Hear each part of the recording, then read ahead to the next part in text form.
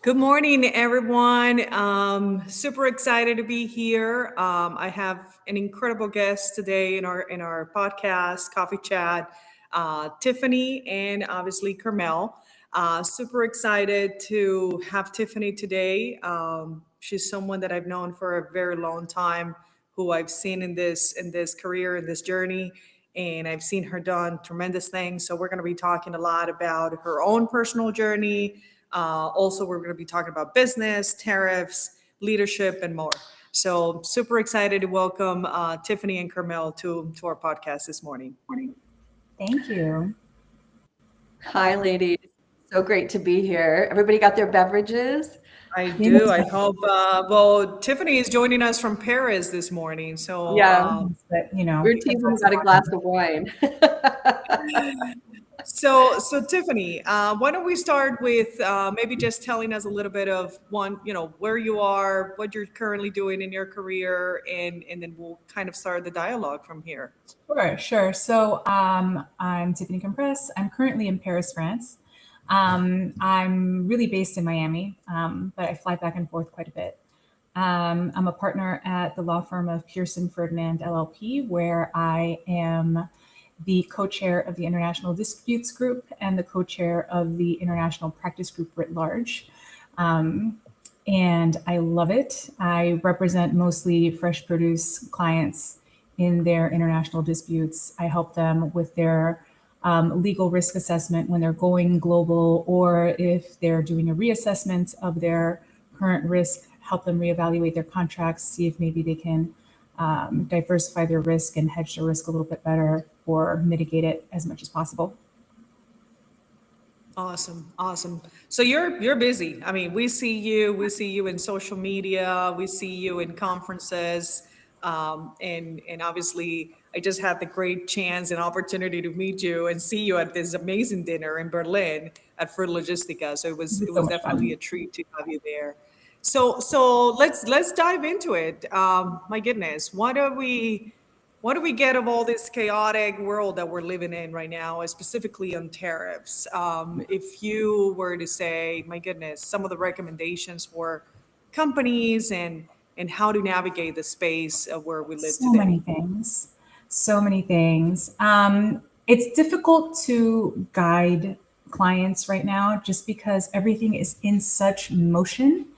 Everything is so dynamic, moving quickly, and moving often. So I've written client alerts and I'll hold myself back and oh no, wait, this just changed. Literally when I was going to press send. Okay, let me add that in. And I had to just tell myself, okay, I just have to say to my clients, listen, this might change by the time I you see it and it gets in your inbox. So call me, and we can talk about it because it's just been a lot thrown at the world at one time. I'm telling clients, excuse me, to go into their contracts, take a look, see if there are any provisions that they could use that are favorable to them to minimize their risk or to use as leverage in negotiating, sharing the tariffs with their counterparts. Also considering some of the backlogs that we're expecting and already seeing in some of the ports, how to handle that, what to think about when you're dealing with the carrier. So hopefully you can resolve a dispute that comes up with them on, what have you, before it gets to a litigation situation. Um, and just I'm advising them to keep a lookout, and keep me posted on things because if we can address something before it snowballs, that is the best time. If you're going to send a force majeure notice, talk to me first. I had a client that I represented in a litigation. They were importing citrus, and there was a huge freeze where they got their product from. But they hadn't, and this is a longtime client that I've done template contracts for and all kinds of things. They didn't use my contract that time. They didn't talk to me before they sent the notice of force majeure. And because of that, there was some language in there that wasn't there, that should have been there. And there was some language that was in there that wasn't, should not have been there. So litigating that was really difficult, right? I didn't have all the tools in my toolbox. I think Yeah, well, thank you. Oh, go ahead, Carmel. Go ahead. I was just going to say, Tiffany, could you just, I think that a lot of people understand force majeure from a legal standpoint, but just to make sure that all of our listeners understand clause, because obviously this is very important and bears heavily in the current situation. Could you just like take a sentence? Sure, absolutely. So, force majeure is basically a way that you can not perform as you're supposed to under your contract, right? Not do what you promised to do and be excused for that, right? Not have to pay damages. And there are multiple kinds of force majeure, right? There's contractual force majeure that's written into your contracts, but many countries, many jurisdictions have a baseline law that allows for this kind of situation. The US is not one of them, unfortunately. European countries and South American countries tend to have in the civil code a way to say that, listen, the fundamental assumptions that undergird this contract have changed. And so as a consequence, I can't perform under this contract anymore. And this is exactly the situation that our industry is facing. We have not had to pay tariffs since what, the 90s? And so nobody was calculating valuation. Nobody was taking into consideration, oh, this Incoterm means this, that if I did have to pay tariffs, then I would be responsible for them, not the other side. Who cares? There's no tariffs. Now there's tariffs. So now you've got to think about all these things, and you had built an entire business model on zero tariffs. So, That's stunning. And then stunning. for all of our listeners, we'll be obviously adding all of your information in LinkedIn. So if the listeners want to reach out and connect with you, I think it's an important thing to, one, to stay on top of the topic, two, to stay connected with people who are knowledgeable and who can guide you through this legal matters. And then third is just being able to, have this, what Global Women Fresh is all about, have a community of really strong women, powerful women, smart women who are collaborating and helping each other. So I think that that's ultimately the whole goal. So we're going to transition a little bit more here to talk a little bit about your own personal journey. Of course, Carmel and myself, we had the opportunity to connect with you a couple of days ago, and I was fascinated just to hear, my goodness, your journey, the way you started it in your career. Obviously, you come from a family who's been in the business. So tell us a little bit about that, and then I'll invite Carmel so we can start talking about leadership and more. Yeah. So I was a musician. I went to music school, and I loved it. I started singing when I was 13. And then I realized for many reasons that maybe a full-on career in music wasn't really for me. So I left music school, and, I did a graduate degree, an undergrad degree, whatever. And then I was like, well, what do I do? So I managed an art gallery, I bartended, and finally I decided to take my dad's advice and consider going to law school. So I got a job at a small law firm that was spinning off from a very well-known firm in Miami, doing construction litigation. And I started out as a receptionist. And very quickly, my boss realized that I needed more on my plate than answering phones. So I ended up being promoted to paralegal. I was put in charge of, multi-million-dollar projects. I really loved it. And I decided to go ahead and go to law school. Said to me that if I went to UM so that I could stay in town, that he would pay for my legal education, which was huge. But I really wanted to go to Georgetown. I wanted to study international law. I speak several languages, so I felt like that's the best way skills. So I did. I went to Georgetown, and then I went to France to do a law degree in France as well. And I really fell in love with the idea of of helping companies navigate international disputes, because you not only have the legal issues, you also have the cultural issues, the issues of different legal jurisdictions, language issues. Some concepts don't exist in one language or another generally, and with legal concepts, that's even more true. So I just felt like it was kind of 3D chess, and that would be really fun for me. So I got into that area, and when I decided to, long story short, start my own law firm, I thought, Actually, no, this was the first time I said, I've got to lean into what my parents are doing. My entire family's in produce. You know, my dad was a diplomat, and his focus was improving trade with public and other countries. And when he left the diplomatic corps, he started to grow and export fresh produce from the Dominican Republic to the US. And my mom did that with him. Then my mom started her own company as a customs broker specializing in perishables. My sister and her husband have a company doing fresh produce as well. They've got farms in Central and South America that they import from to the US. So, you know, I grew up in this environment, working with my parents. You know, I was raised by these really strong women, and I was just like, I got to tap into that. So one day, a very dear friend of the family, who is a CEO in a large fresh produce company that shall remain nameless, called me up and said, "Listen, I have friends that have a case for you." And they were two Spanish companies that were in a large litigation with a U.S. company, or they were in a dispute. They weren't in a litigation yet.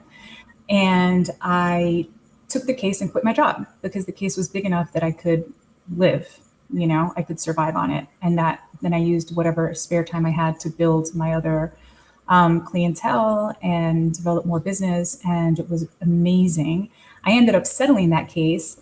And point of pride, not only did I settle the case, one of the parties actually entered into another contract to do business with the opposing side, and they continued doing business. I felt very proud that I was able to help That's a them preserve huge that win. relationship. Like, that's amazing after a litigation case. That's incredible. Yeah, Yeah, that yeah, yeah. is Felt really pretty good. amazing.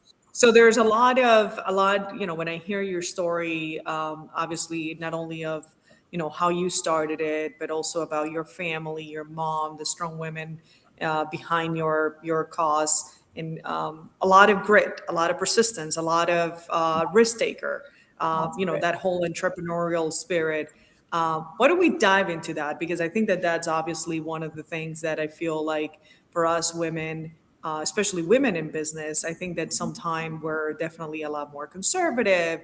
We tend to look at the areas like, hey, how do I, you know, they always say in all the studies about women and gender equity about if you're applying for a job as a woman, you make sure that you have 5 out of the 5 requirements. And if it's a Yep. man, you know, if they have 2 or 3, they go for it. So That is let's so dive into this risk taking, and how does risk taker attitude has helped you in your career?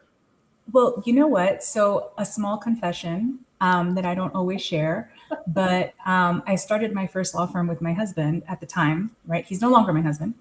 But you know what? Like, he was like, let's do this.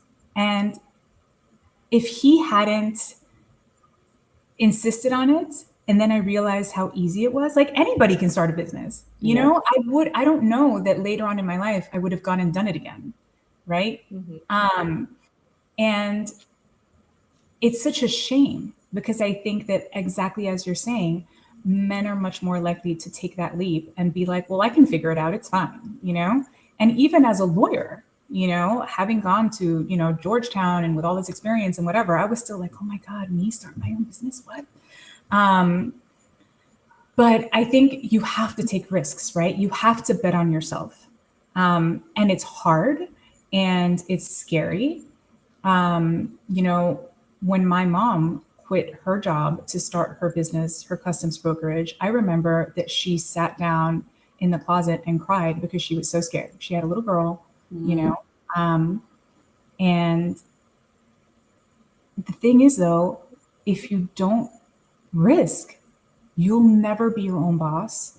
And being your own boss, you can build so much more and you can build it around the life that you want to have, right? And that is so key, I think, especially for women. You know, we've kind of grown up in this world that is shaped to men, to men's bodies, to men's tastes, to men's, you know, approaches to things, right? To negotiation, everything. I mean, there are diseases that doctors don't really understand because they've always had male subjects And only now are they really starting to understand that the female body works very differently. All of that just to say that, if you want to shape your own world and you want to shape where you work every day, you spend so much time at work, you've got to shape it in your image, right? Mm. Oh my God, I love that. If you want it to fit you, then you have to shape your work and your business in your own image. I think that's really key, because one of the things that I bring up with women when I lead my trainings and companies all the time is I talk about how we shouldn't be trying to be leaders like the men around us. We should be leaders according to the person that we are and the woman that we are, and trust that leadership that's inside of us the way that it is inside of us. Learn how to see that, learn how to understand that. Being ourselves, it's really hard because we want to succeed. And as you described, Tiffany, we have to, and you've talked about this so much, Julie, right? We have to push into spaces that are already occupied by a lot of men, and not try to be them or like them, but to be ourselves, and to have that subtle or invisible pushback for us not fitting that way because we aren't men, right? And that goes, I think, for every, for all minorities, right? Like being Latina in New York, in the big firms where I worked, it's felt a little uncomfortable. Absolutely. I'm so glad And you you got to said get through that. it. I think we I have think to I bring think I that. also yeah, I think I also dealt with that a lot of my life in my career, being originally from Colombia, from South America, but being here in the US and trying to so you're Hispanic, but then you're here, but then you're a woman in a male dominated industry. So Yeah.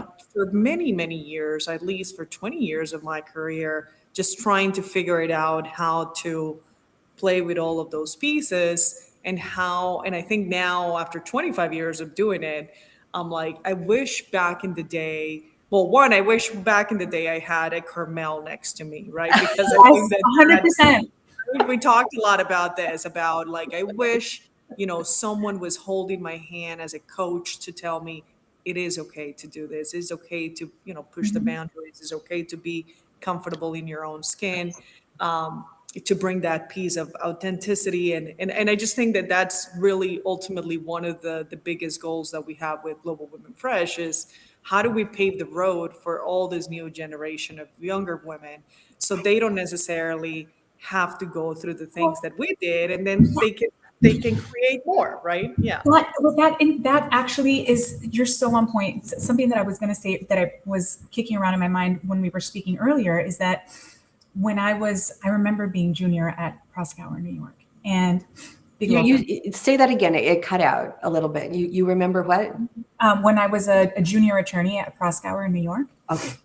And if you can't hear me at any point, just let me know. My mic is down there, but it's supposed to. And trying on different styles from different attorneys that I worked with, right? And most of the time it didn't work because they were all dudes. Not because they were all dudes, but it just didn't work for me. And you do that when I'm very, I need to try things on. I imitate, right? And I learn by doing. So I think when you don't have any role models that are like whether your biggest part of your identity is being a woman or being Latina or being gay or whatever, if you don't have role models that you feel represent you, then it can be very difficult to grow into leadership, right? Yes. I think that's really well said. And we see that all the time, right? Like once you can see a woman who's in STEM, or you can see a woman at an executive level in produce, right? Like there's a visible pathway for you. And I just had this come up in interviews I was doing with a company that I'm working with, where I had, a couple of different of the women who are, the up and coming performers.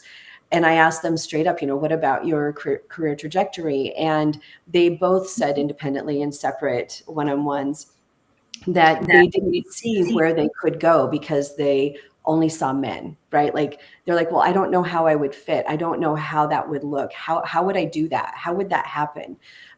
Because of that. And we need to be able to have those role models in all the ways that we can get them. And I want to just mention here that I think it's an important thing. It's going to be an article coming up in the next newsletter from Global Women Fresh about the multiplier effect. So there's research behind this that shows for every woman you have at the executive level or partner level in an organization, you will have an exponential number of women at the next level down, and then an exponential number of women at the next level down. So you have 1, then 2, then 4, then 16, right? I'm Like, very validated by that. say that again. I feel very validated by that. Yeah. Good. And the reverse multiplier is also true. If you lose a woman at that level, you will see again and again in an industry, you will see the loss of women and key performing women throughout the organization, because we need to be able to see our own path forward. And we need to be also the path makers, right? I think that's one of the things. All three of us here are path makers. So yes, say more about the path making in your career and what you've been doing with that, because we talked about, and Julie had brought that up as well, about the mentorship. Yeah, I didn't feel that that I really had a mentor, and I missed that. And I realized, I got to law school and I saw a lot of kids around me. Um, I was 26, right? Everybody was kind of between 22 and 28, 26. And I was like, these people seem to come from a very different place from me. And as I was working, I had the boss that I had that had offered me the job, if I and the scholarship if I stayed with him through law school. But other than that, I haven't had that many lawyer, or really any lawyer women, or men, or any mentor that I really feel like this person is guiding me, is helping me, is sponsoring me, right? Is helping me promote myself at, in the workplace or what have you. I have had women in other areas that I can go to with questions, right? Close friends at companies that are now clients of mine, or became close friends because they've been clients for a number of years. And, of course, my amazing parents who are just so baller. Um, but I realized that, what, like, I didn't have anybody in my family that was a lawyer. I didn't have anybody that went as far in school as I did. So, what? I have to invest in myself. I started coaching very early on in my career before I made partner. And I think that it was thanks to the coaching that I made partner as quickly as I did. Um, but, I thought, what? Other people have this in their family. I have to pay for it. Fine, I'll pay for it, because you know what? It's me. It's my career. It's my future. It's my reputation, right? So, and I think one of the things we talked about is how oftentimes companies don't pay for that. Just like they also don't pay for some business development opportunities, or initiatives that I think we should do. And at some point, I just said, you know what? To hell with it. I'm going to do it. I will carve out some money from my budget for this because it's my future. And I invested in that then, and the dividends have been unbelievable. I'm a huge, huge proponent of coaching, because not all of us have access to parents that, or family members that ran law firms or ran produce companies or whatever.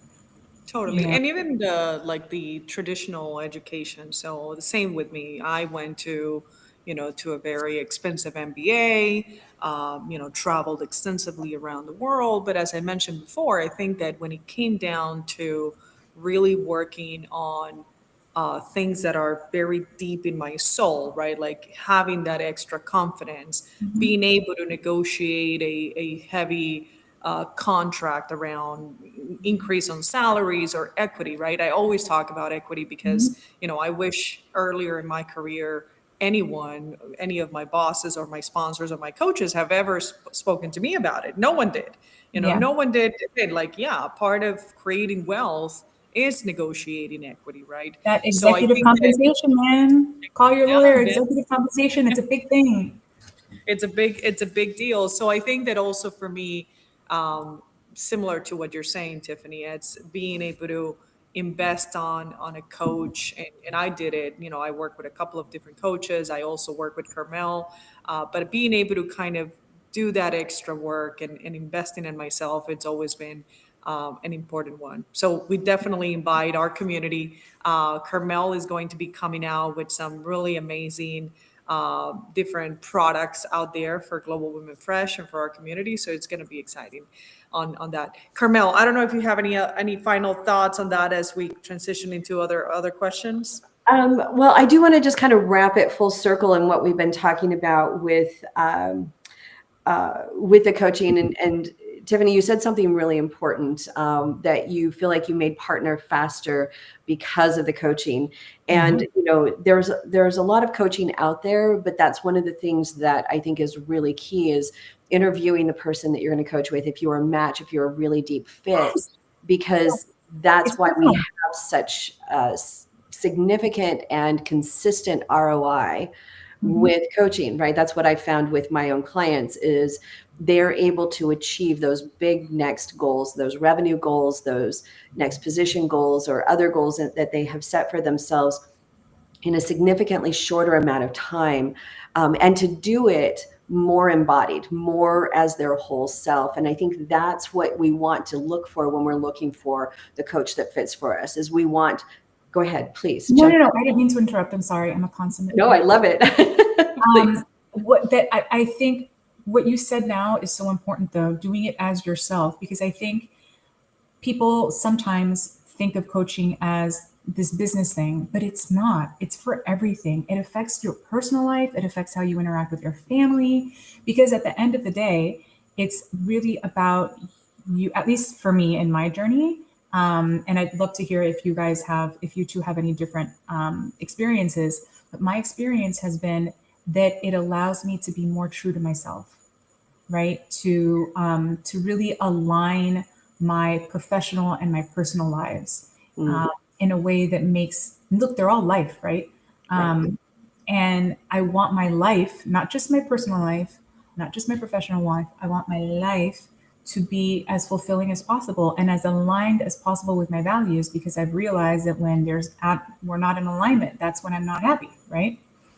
I'm not doing my best. I'm not showing up at work as my best person. I'm not showing up to my partner as my best person.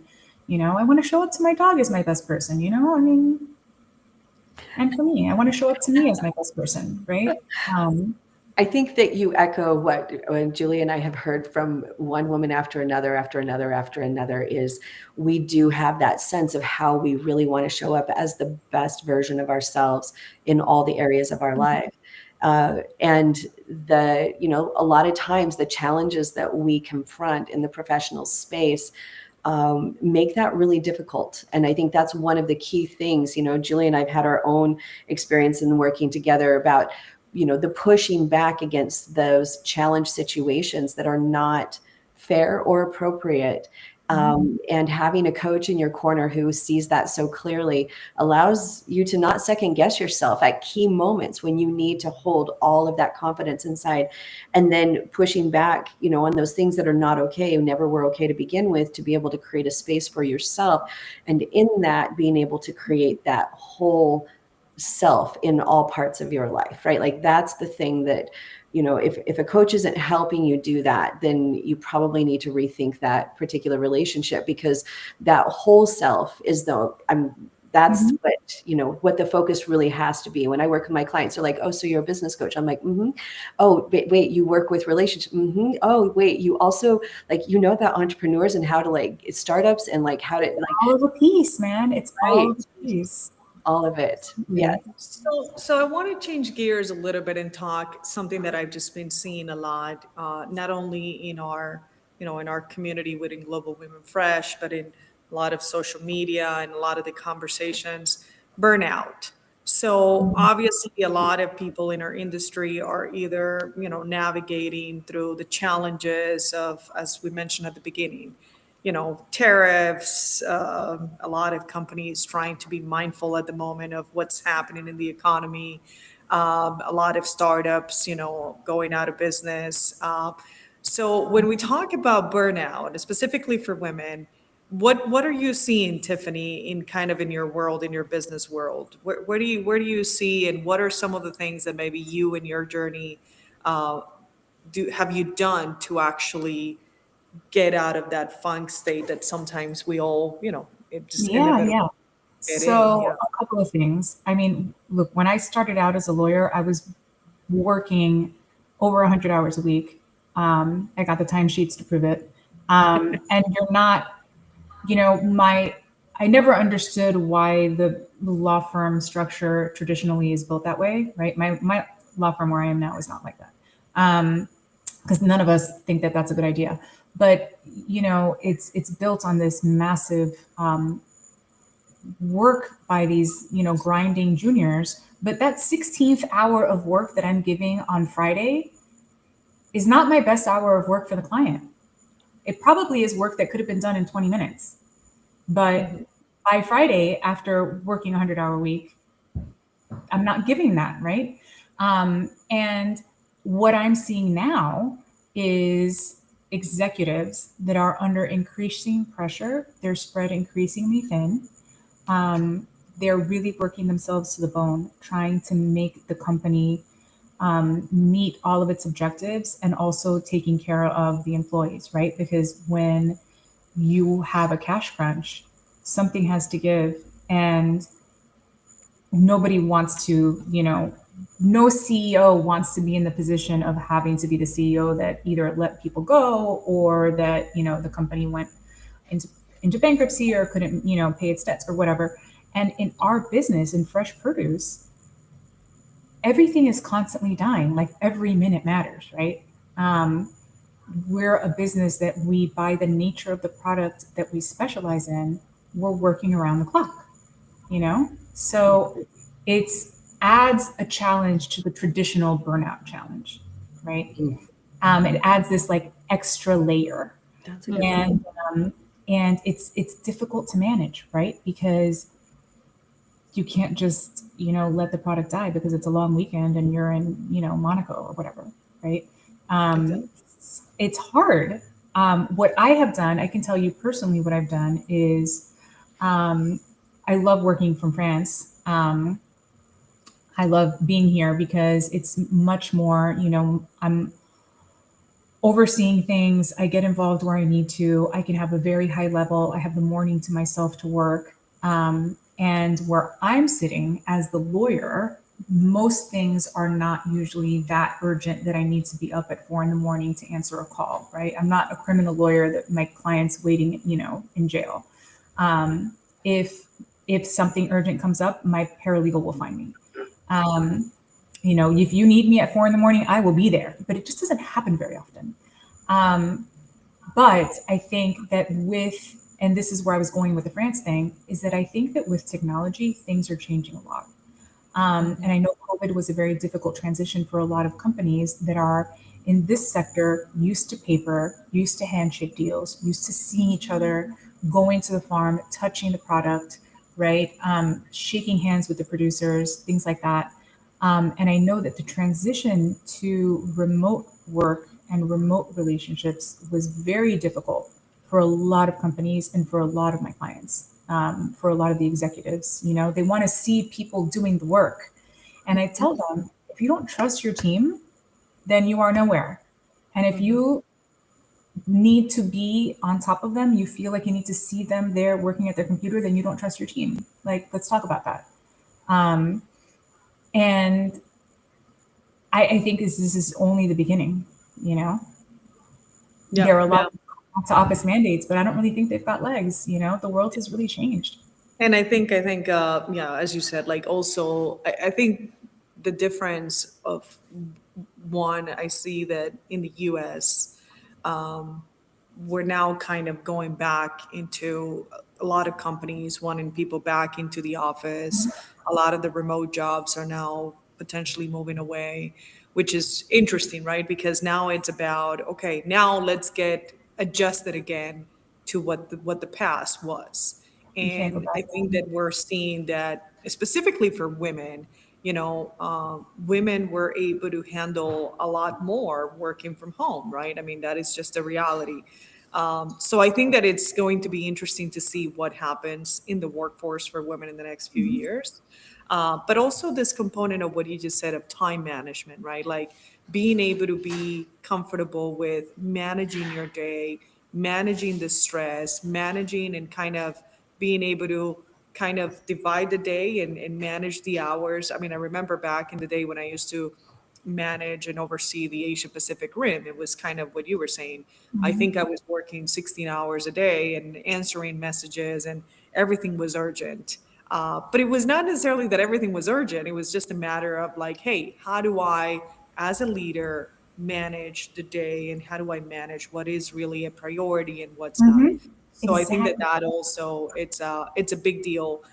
As the majority of the produce business, it's is based on international business, right? The Yeah. majority of the companies are either buying product from Very far South away. Africa, South America, from Europe, the exchange, the time zones. So I think that and I think that that also leads to some sort of burnout, right? Because for women specifically, you're kind of managing time zones, different cultures, different languages, different hours. So like, how do you really help women to just make sure that, hey, finding balance is an important thing. And I think that that's, when we've done a lot of our surveys, like that's always a big deal for women, is like, how do we find a balance between work, life, careers, being taking care of the family, the And kids, you, and older focusing on parents, you, etc. because I think that at least for a lot of my women executive friends, they're the ones that end up losing. They will